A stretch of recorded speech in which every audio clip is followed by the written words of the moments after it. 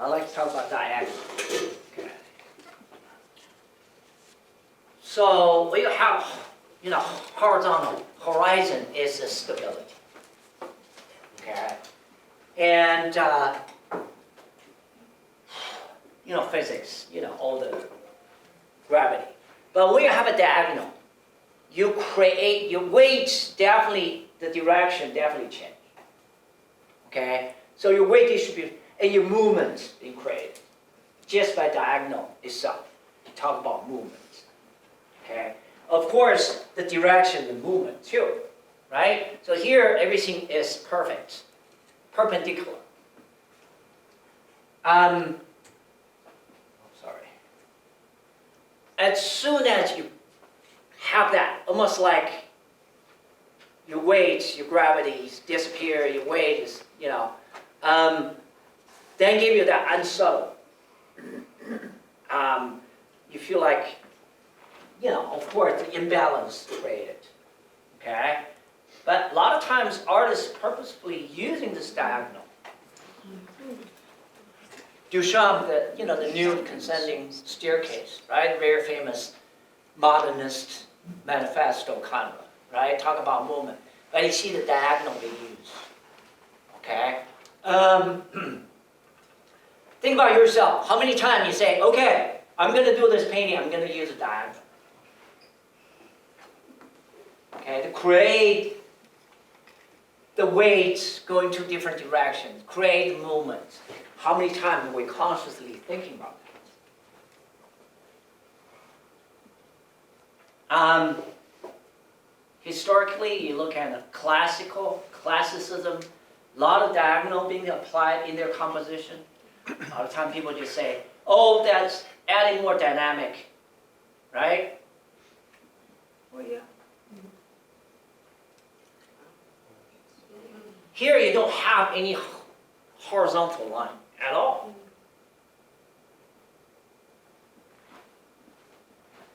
Of course, when you don't have that, then you feel like everything's sliding downward. Robert, that was, who's that? The Blauer Reiter. That is the blue writer, Mark. Franz Max. Marc. Yeah, Franz yes, Marc. yeah. But you know who this is? Karl. Kandinsky. Yeah, Kandinsky. So here, you don't have a horizon.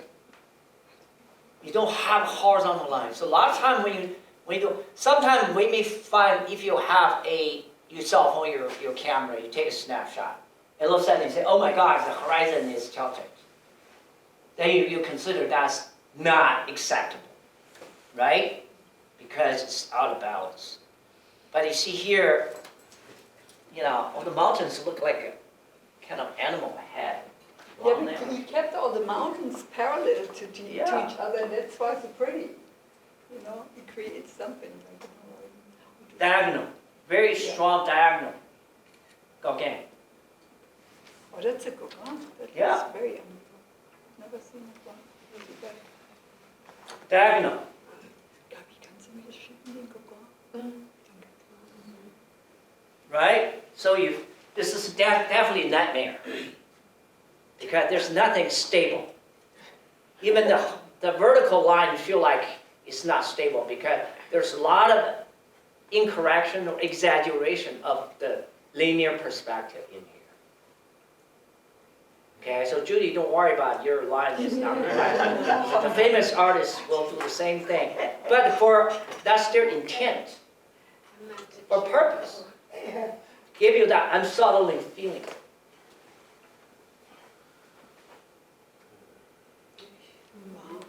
I know this one. German expression. Edward. What is it called? You see here, there's because the whole, that period is about wars, about, the social change and the political change.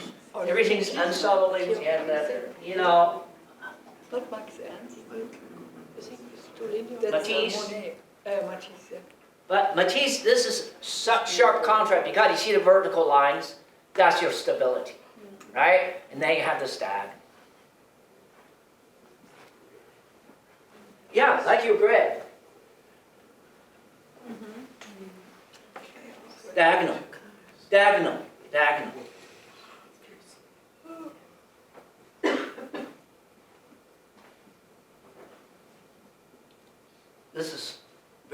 dramatic, right? The diagonal, let me get this cursor out. Delacroix. You see how powerful this whole composition. Because it's unsettling, because the enemy is coming, and then, you know, what do you do? And then everybody has to either commit suicide or kill all the concubines and mistress before, you know, the king killed himself. His lovers all gone first. But it is so dramatic when you do this diagonal. Of course, a lot of historic classicism artists using diagonal to create that drama.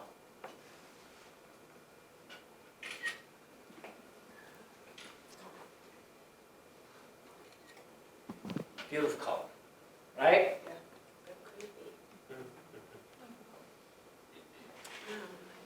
Cool. That's 1970s. But you see how the diagonal being created, not just by cobblestone, shadows. Shadows. Such a committee. Yeah, looks like a photograph, but it's not. Yeah, painting. Did you say 1970s? 1970s, yeah. Who's the painter? I can find out, I cannot remember. Here's a kukushka we talk about. The trio, right? Klimt, Iganshili, kukushka.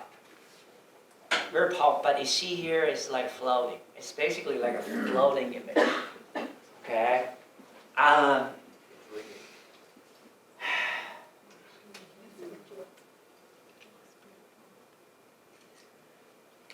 So the funny thing is, this George Seurat, he used a lot. So this is before his pointillist period. That's a little earlier. But his composition, I found like tons of Seurat's work. It's just diagonal structures all over the place. Okay, I'll show you probably like 10 pieces here. You see all the diagonal in here. A lot of it's about water, the bank and the water. You know, you see the diagonal structure all over the place. Of course, here you can recognize him, right? But his diagonals all over the place.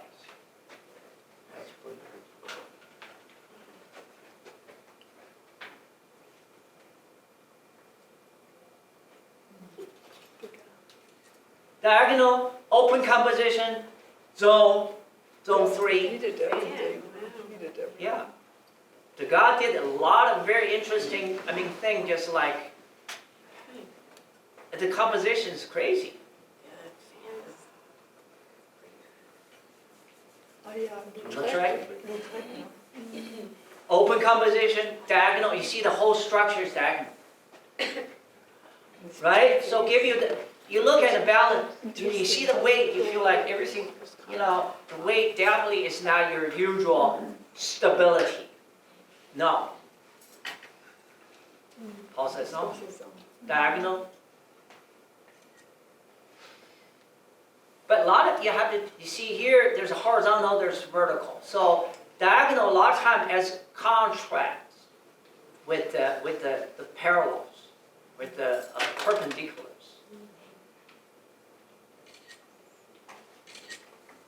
Oh, Van Gogh. You know, here, when you don't have the horizon, so there's no a perfect horizontal line, you feel like that turbulence, you know? But that probably that was his state of mind.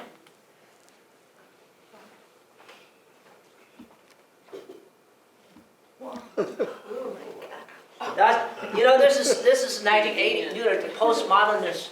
You know, here you have is interior, right? Everything is perpendicular, except this lady's figure and this black cat. Well, whatever you can make up this narrative, right? But there's such a contrast between the parallel and the diagonal. Okay? Who is that? I cannot recall the name at the moment. I can try to find out. It's a beautiful painting, Oh, well done. right? Very dramatic. Very dramatic.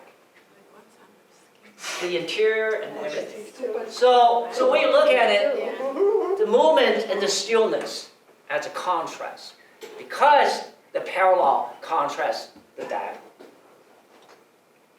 So, but everything is so evened out from the colors. Her skin looks so unsettling. You're right. Wow. And it's like, seriously, nobody looks like that unless you have really, really bad light. Well, I don't know where it's at. It looks like it's Oh, decaying. yeah. yeah, pur- because purpose. Yeah. okay. Yeah, she looks like a rose. Not bad. So we'll talk about half. Okay. He didn't like her. So sometimes the artist is going to extreme.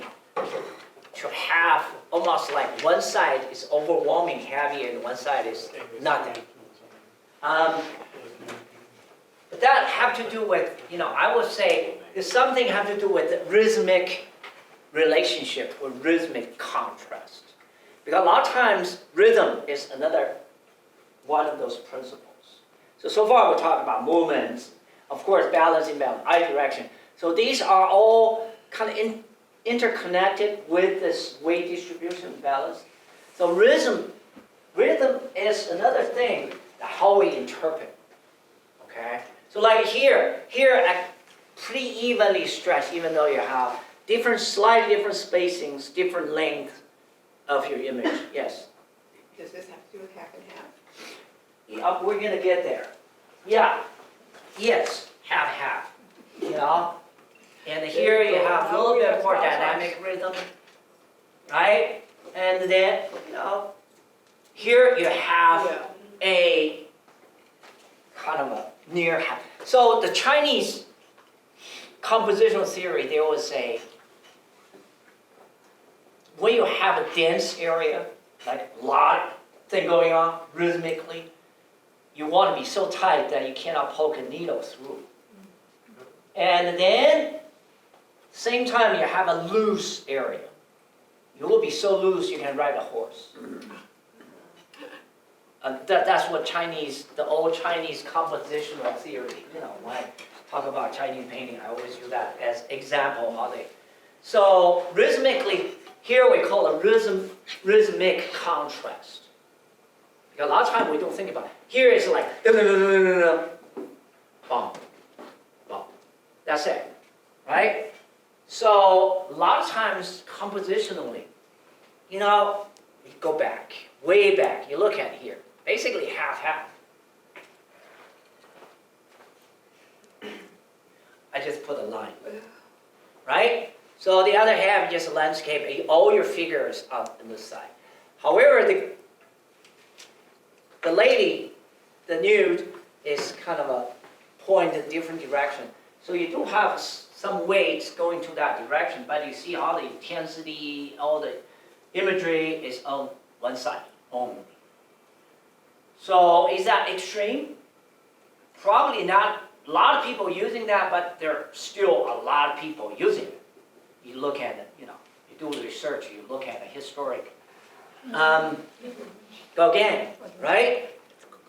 So that's the same time I think Gauguin hang out with Van Gogh. So there are a lot of images. Do you see the beard guy like there? It looked like Van Gogh did a portrait. Yeah. Oh, the poster. You see where the line is? Okay. So I have a whole bunch. He's the one that used a half all the time. A lot of times, because we look at Edward Harper, we just see the story and the figures and images. But compositionally, he used a half.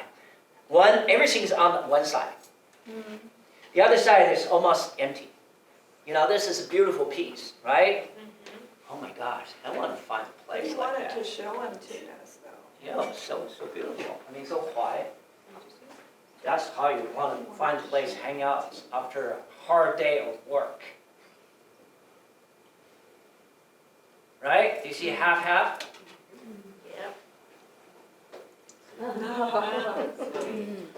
See, here is about the Chinese saying, right? The dance is really dense. You cannot, everybody's on this side.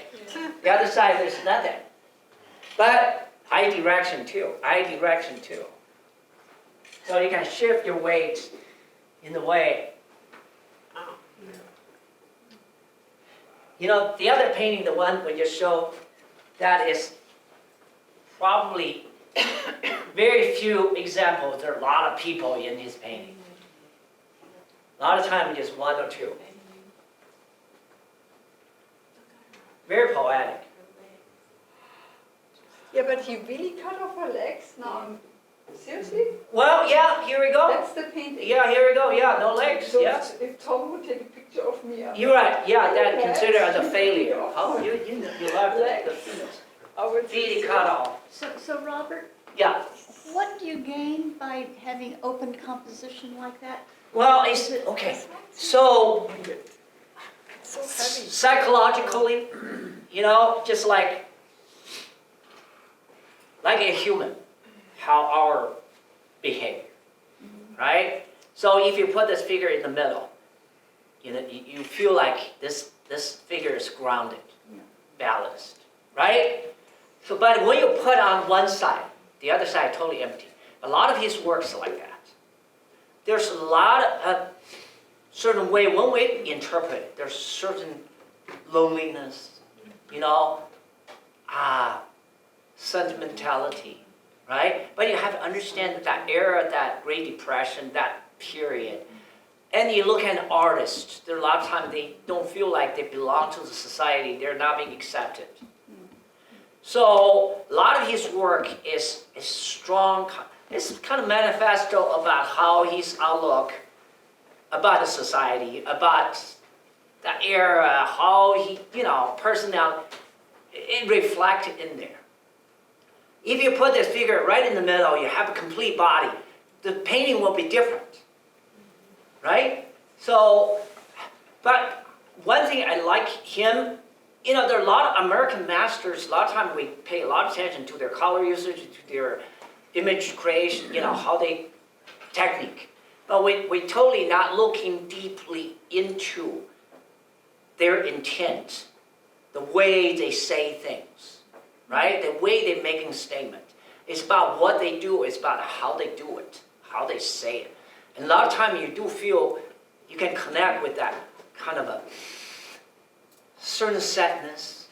Do you think he like hung out in coffee shops? Probably it could be, maybe, but you understand a lot of artists, they will say some places, they people watching, they have this amazing observation about what is going on. But a lot of it is, they use imagery, may not be necessary for a, you know, symbol or something, or they really try to reveal their internal struggle. But these are just metaphor. They just a borrowed image. Okay? So You know, it's almost like, since we know something else is going on, Yeah. because her legs are chopped up. Yeah. It's like it opens the painting and like includes me too. absolutely. Almost like you're sitting next, the But next if you were in table. the middle, if Yeah. you're in the middle and everything is Yeah. contained, then it's separate from Yeah. me. But a lot of time, you know, you look at his work, there's a lot of emptiness. Emptiness. Right? Because like you say, it's just one, yeah. But I think that a good artwork, good novel, good film, good music, will engage you deeply into your mental state. You know, I think a lot of these people who otherwise have a Harper, when you really close examine these people, they really try to connect you with much different level beyond the surface. They want to connect with the inside of you.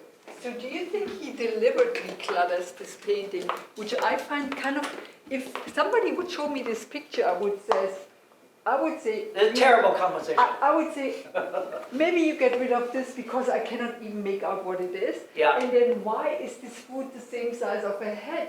And I would say that it's just disturbing. It's But not, yes, it's not nice you at all. look at that. Okay, so this is basically a glass, and it reflects. You see the light, and the light window. almost like the road lead to a darkness. Yeah. Lead to a nowhere, lead to a certain unknown.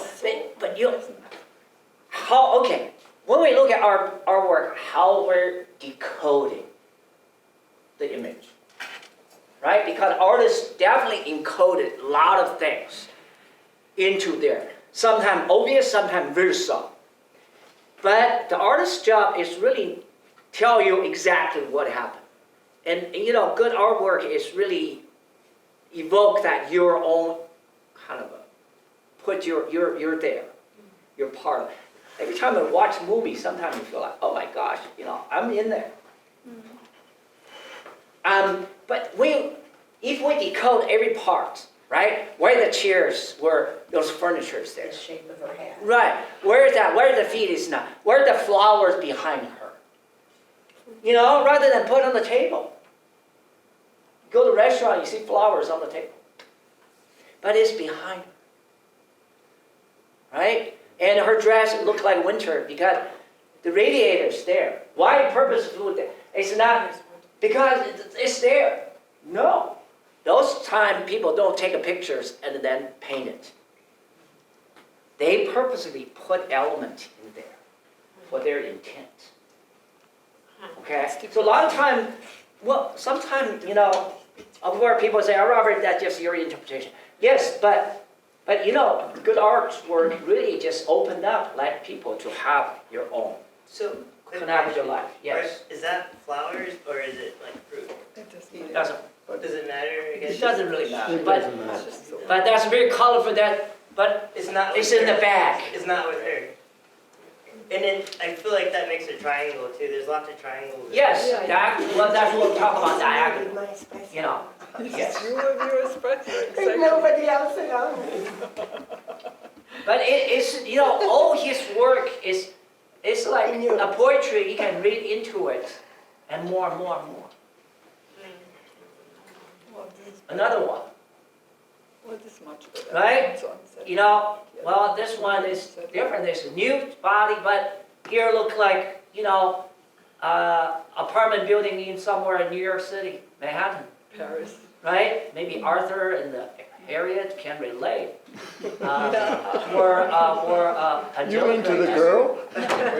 Yeah, both the girl and the You're place. in there. I've been there, I looked up. Deep looking window. Yes, but you know, but Hopper had a lot of this open window, open door. Yeah. You know, you look at it, so what is the narrative? Is this girl contemplate jumping off? You know, that's a sad narrative. But waiting for something, you know, looking into, but this is open for you. It's an How exhibition. is it? Yeah. But it's, you know, that only beautiful yellow color is that sunlight shooting on Top that. of the I know. chandelier. I mean, just like, wow. Well, all the lines go really down to the right. Yeah, Also, it's a well, little yeah, bit maybe that depressing. Russian guy said, you know, depressing part. That's like looking She's at nicely the natural dressed. light and then So the, she's not the electric light, which is all dressed in my opinion. kind of like an interesting Yeah, juxtaposition there. You're right. But when you look at outside, you can see maybe just a little alleyway because it's another building. Oh, yeah. But he put a lot of detail into the window. But you don't need a lot, well, when you have less detail, but then your viewer to fill in. Okay? Window again, right? And that guy looked like stalker. But I'm just trying to make this half. You see here how the, you know, probably Edward Hopper stayed in the restaurant, coffee shops all the time in the corner and just look at people. Try to figure out like psychological, like, you know, profiling.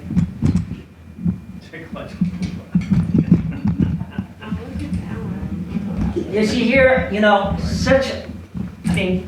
secretary or, you know, receptionist. And this is an empty street. It's so empty. Jungle of concrete, right? And you have this person light. You see the light again, repeating elements. Yeah, the geometric shape. Such a contrast because you have the heavy cement, right? Yeah. These are probably 20, 40-story buildings. And you have this lady. Here we go. Arthur, does it look like you're in your office? In New York City. But you look at it here, right? It just, I mean, just this guy. What he's doing? Looking at the other baby. On the rooftop. But you see here is like, you see here, almost like there's another panel, Yeah, you did. right? Yeah. It's just like another panel. Is that part of the painting? I mean, it's so intriguing. When you take a picture, it looks so much more distinctive. But you see it's so barren, it's just concrete. There's nothing, right? It's so cold. You know, the whole society. I mean, the world is just cold. I think he was depressed. Well, but maybe the whole generation is depressed. Here. The whole country is depressed. At that era. But definitely, his work definitely reflect that. Look at here. Looks like somewhere in Arizona or, you know, northern Arizona, you see this. Mexico. Yeah, but it's like a hotel room. She's ready. She packed up. Cars there. But you see the open composition, you see the zone being applied? Right? The lower three, zone 3, lower corners. You know, always have. You know, this is the thing. So, I think that's all we got. I want to paint like Edward Hopper. But, you know, when we look at the master, sometimes we have to go beyond just like, oh my God, this brush stroke, it looks so delicate. Oh, this eyeball looks so real. Oh, this color is so amazing. But sometimes we pay attention to how this story being told. You know, the way you place it purposefully makes so much difference. Make it work so much better. Right? Yeah, so it requires a lot of thought. Require a lot of thought, understanding. Because a lot of times you say, Robert, I never meant to that. But sorry, too late. Because once you put the thing in there, people will interpret certain ways. Yeah. But sometimes, a lot of times we're not quite clear about our intent. A lot of times we're not quite sure. Or sometimes your intent is subconscious intent. But once you apply there, that's a word, you know. So you really have to think about it because often your brain is symmetrical, like your tendency is to do things. But when you do absolutely symmetrical composition, people will interpret as religious. Yeah, the other thing, when you look at all these religious, political, judicial, they are very absolute symmetrical. Okay, that's the thing. You go to churches, you just see the architectural structure.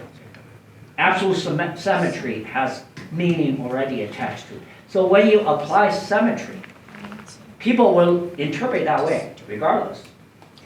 Maybe you're not intending, you say, oh, whoops, I didn't mean that, sorry. So a lot of time, compositional things demand certain knowledge to understand, then you can apply to it. Because you apply to it one way or the other. If you don't understand yourself, then you apply it, sometimes maybe it's not your intent, maybe it's the opposite of your intent. Okay. Because before, I taught that visual communication, we basically taught a lot of these. You know, how you compose, how you put your sentence together. Where is the punctuation? Which one is correct? All right, thank you so much. Yes. Yes. Yeah. Okay.